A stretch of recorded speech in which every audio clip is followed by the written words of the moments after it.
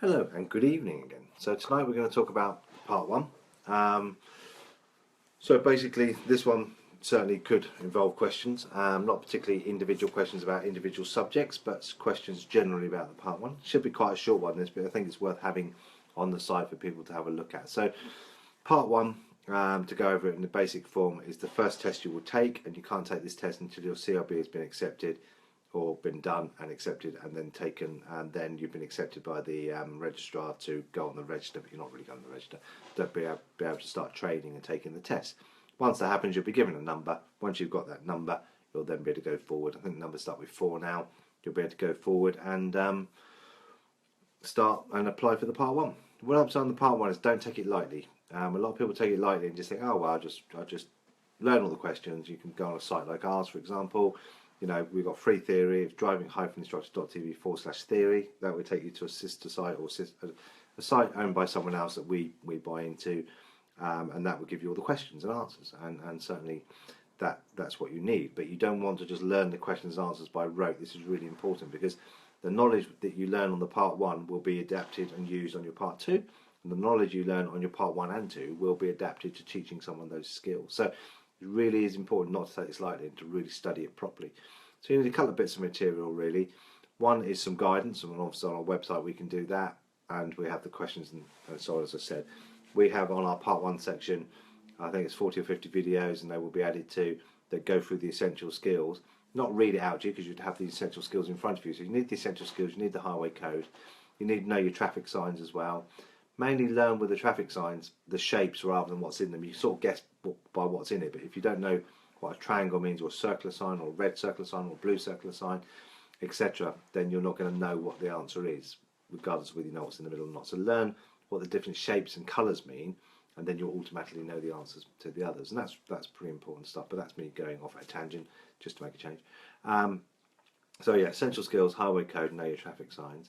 On the site we have about 40 or 50 videos that cover the essential skills, and basically I go through each section and I give you some pointers on the bits you need to take notice of and why it's important to take notice of it for the part 2 and for the part 3.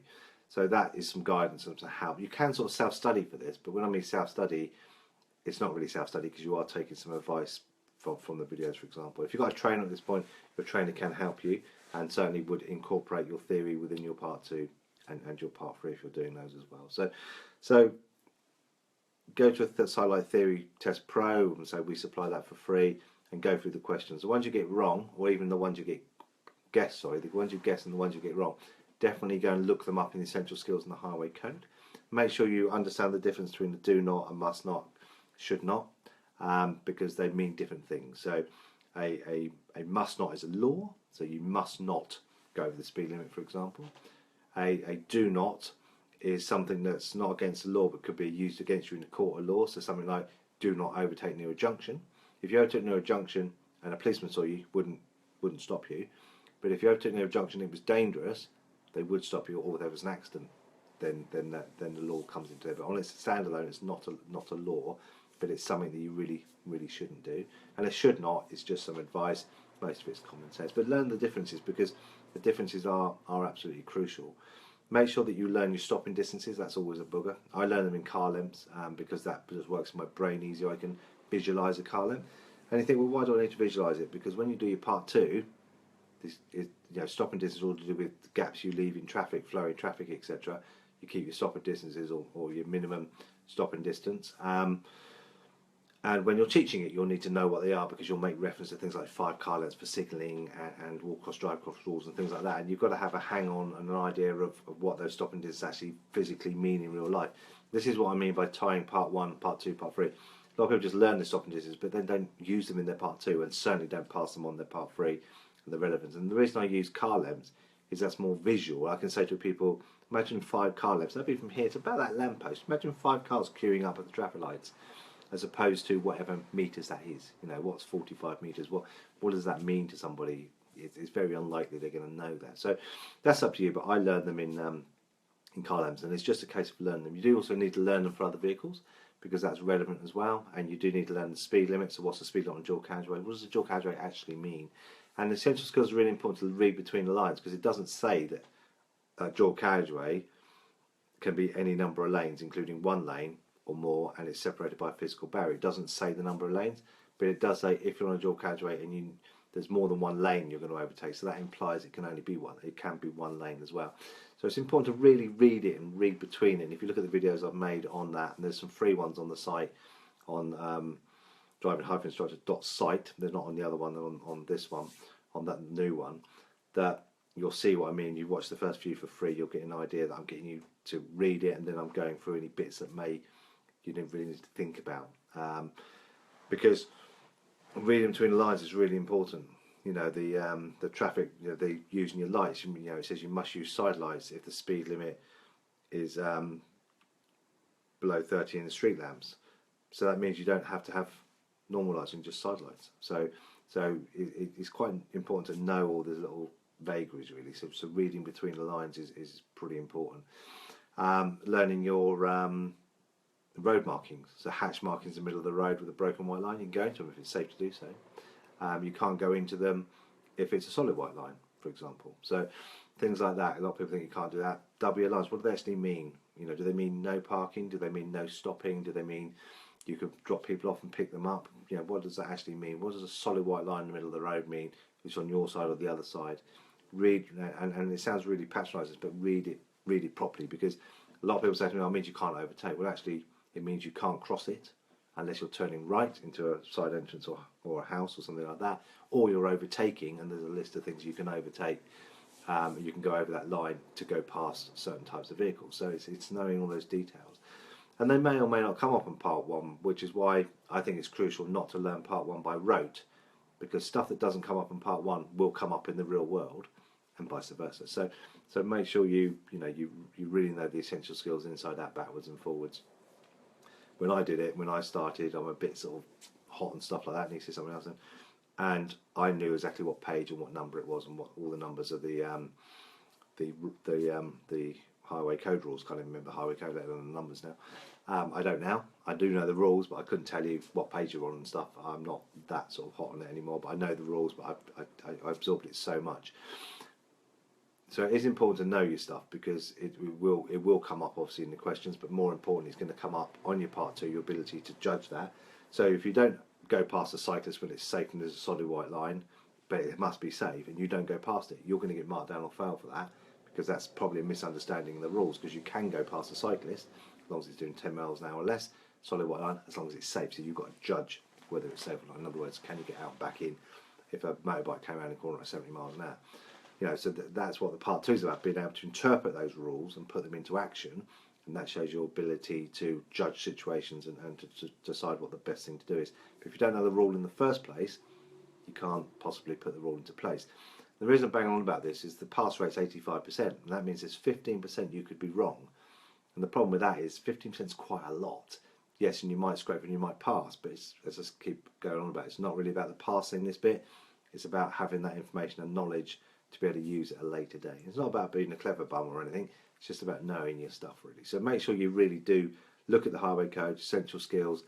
Each highway code has a reference to the law, if you really want to go and look at the law as well, because that can be a useful exercise to do. Not for everything, but certain things. Oh, I don't really know about that. I don't really understand that. Go and actually, you know, if you do the online version, you can click on it and it will take you to the law, and then you can learn exactly sort of what the law is saying, because that can be pretty useful and important. So make sure you know your stuff on phase one. Make sure you study for it, as the books will keep going on. Essential skills, highway code, and you know your signs. You can buy those all online now to download onto your phone, so you could get them right now onto your phone, and you'll be able to start studying them straight away. You don't need to wait for them to come in the post. Amazon, as long as you order by a certain time, they'll be there the next day. I quite like a physical copy because I can mark it. You can mark the online versions, but I personally prefer something to thumb through, but it's completely up to you. Lots of people, and most people have both actually. One quick reference, the other one to thumb through and actually sort of mark and do. But you can say you can mark the online versions, certain ones anyway. So yeah, make sure you know your stuff. You have to get 85%, as I mentioned just now, and there's 4 bands. I can't remember the bands off the top of my head, but if you Google them, they'll come up.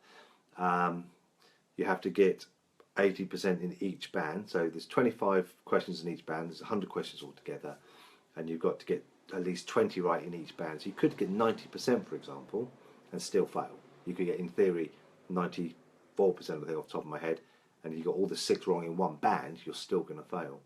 So it's pretty important that you make sure. I'm saying hi to myself. I think it's probably my wife, Louise. She's logged in as Driving Instructor TV rather than Louise, but whatever. So hi anyway. I forgot what I was doing there. So you've got to know there's different things. The people that struggle, the subjects people struggle most with, and there's not a lot of information out there, unfortunately, is things like teaching techniques and knowledge, and certainly the knowledge of disabilities and who can drive and who can't drive and things like that. Just covering the essential skills, things towards the end. So do make sure you know that sort of stuff, because you need to know if a person with one eye can drive or not, if a deaf person can drive, if they have special things on test, if the test is any different, extended, things like that. There is a book called The Driving Instructor's Handbook. That's pretty good for that sort of thing. That certainly covers that sort of thing that the Essential Skills of Highway Code doesn't. So that's the Driving Instructor's Handbook. That can be a useful tool for sure. I'm not sure if that's online or not, but that's certainly worth having a look at. Make sure when you buy them, it's a silly thing this, but make sure they're up to date. The latest Essential Skills was 2015, I think. I'm sure Louise will put me right if I'm wrong. And the Highway Code was last year, I think, or maybe the year before. They had a special edition, a 50th anniversary or something like that. So make sure it's that one. It's a picture of half an old car and half a new car, I know that. So make sure they're up to date, particularly when you go onto Amazon and buy them to be posted. They try and sell you the old ones, so make sure they're the most up to date versions. I'm not so sure about Driving Instructor Guide, how what the latest edition of that is, but that shouldn't matter too much because the rules on disabilities and stuff haven't really changed in the last couple of years anyway, so that should be okay. So yeah, so to sum that up, make sure you do your study, make sure you really understand it all, and make sure you don't apply for the Part 1 until you're getting at least 90, 95, if not more %, and make sure you're passing on each band. How the Theory Test Pro that we use works is it will flag up questions you keep getting wrong, a bit like learning by rote that, which isn't a great thing. So make sure you look it up, make sure you understand it, and make sure you flag ones you guess and things like that.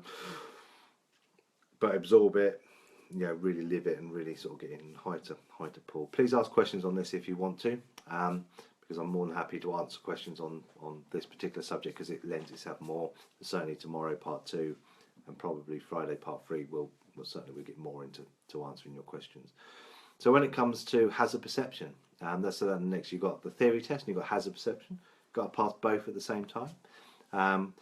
So with the hazard perception, as I quickly said yesterday, one of the main issues with hazard perception is that people tend to, you're experienced drivers clearly, and we tend to see things a bit earlier, particularly if you're already doing your Part 2 training. You'll be trained to look further ahead, you'll be trained to anticipate more and think about things earlier. So what happens is you see the cyclist cycle along the pavement, you click it, and then it comes off the pavement, and basically what happens then is the sorry, text come up, got me like that, that just put me off.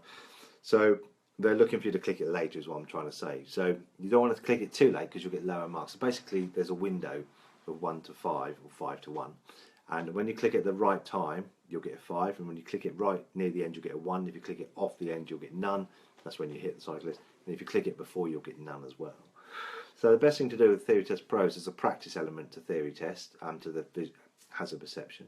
So make sure you go and practice it. Do the practice ones first. And the reason for that is the practice ones will play again and show you the red band and show you where you should have clicked. So you get an idea of what I'm talking about here. You get a visual idea. On our site we do have a version on the Thinking About Becoming a Driving Instructor. There's me actually doing it, and you'll see what I mean by there.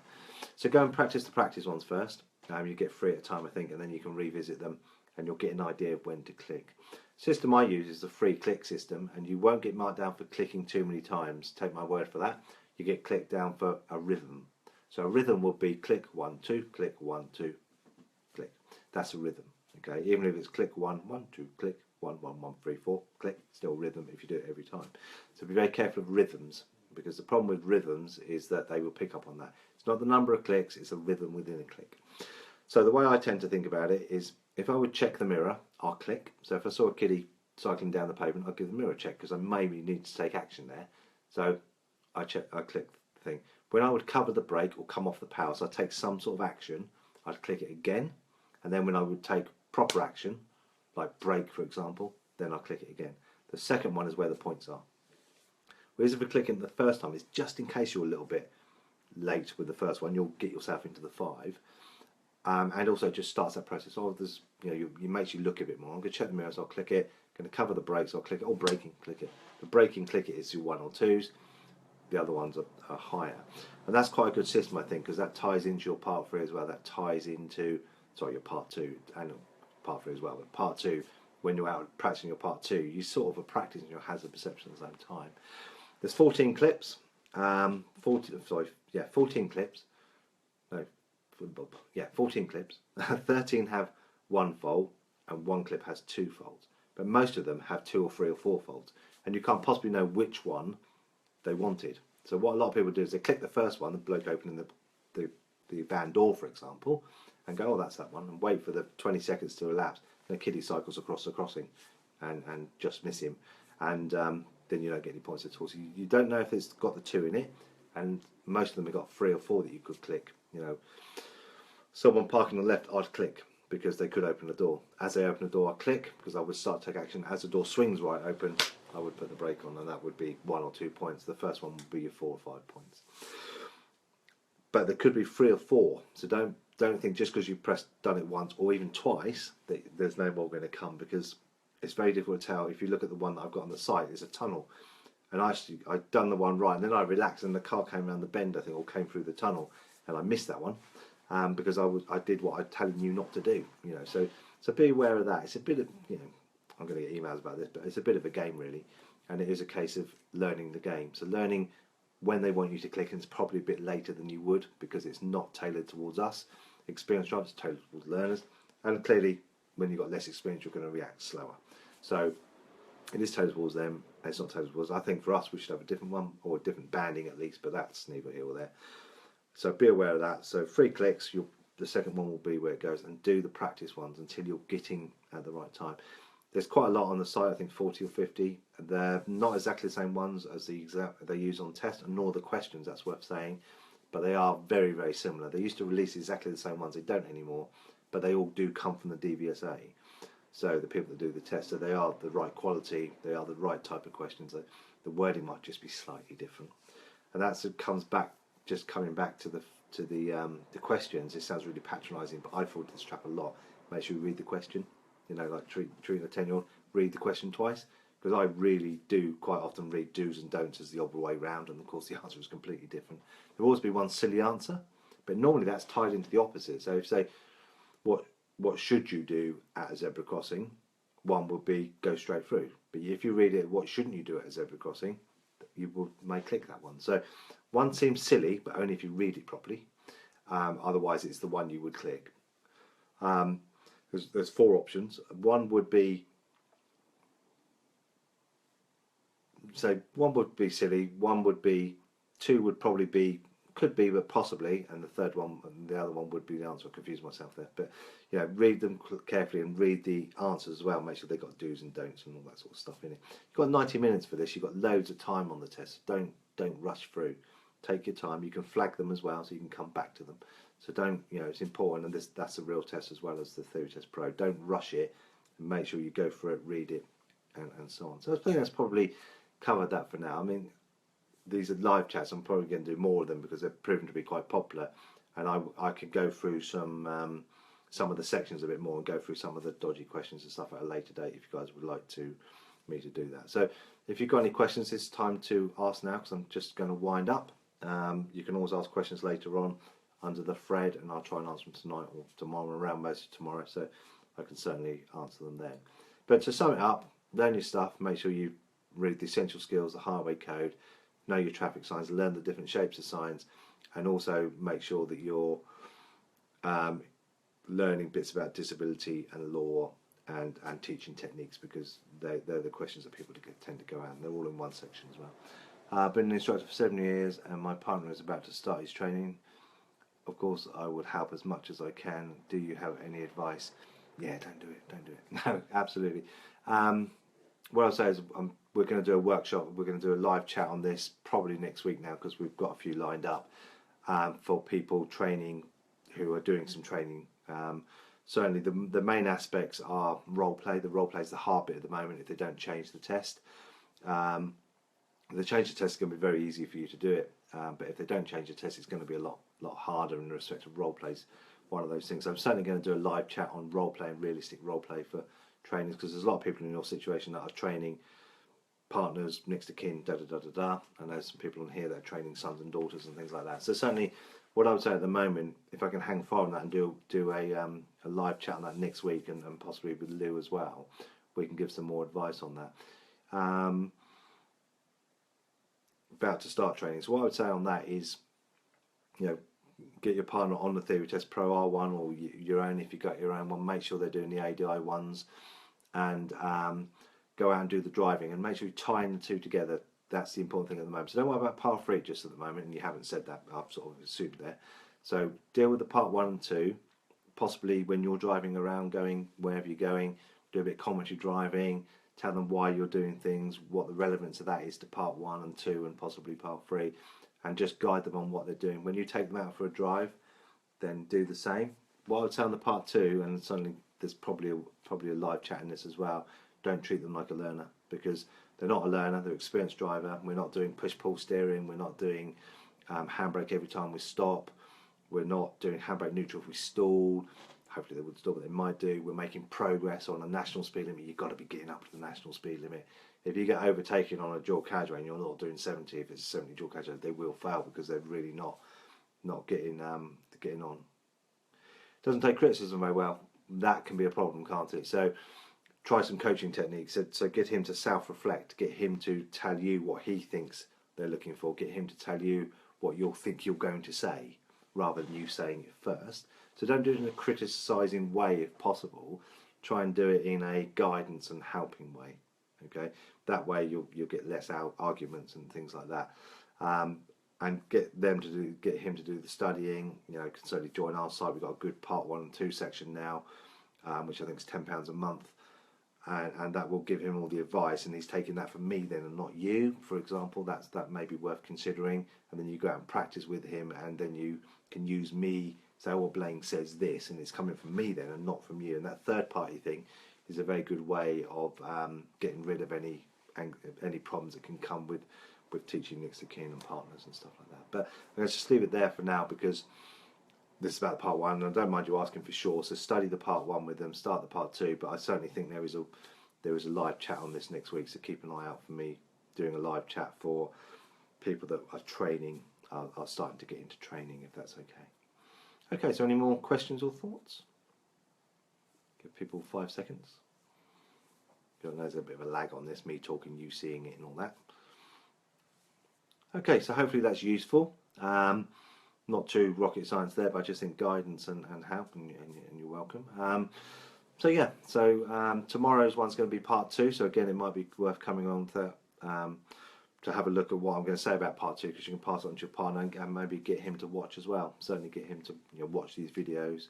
And now I've told you the secrets. He's going to hear the secrets of using a third party, but just cut that bit off towards the end. Okay, so thanks again for people coming, and I will talk to you tomorrow, same time, same place, 7 o'clock, part 2. Please come along with your questions and things. I think part 2, there'll probably be more questions, because there's lots of, do I need to do this? My trainer says this, So a lot of that goes on. So please come along with your questions. Thank you.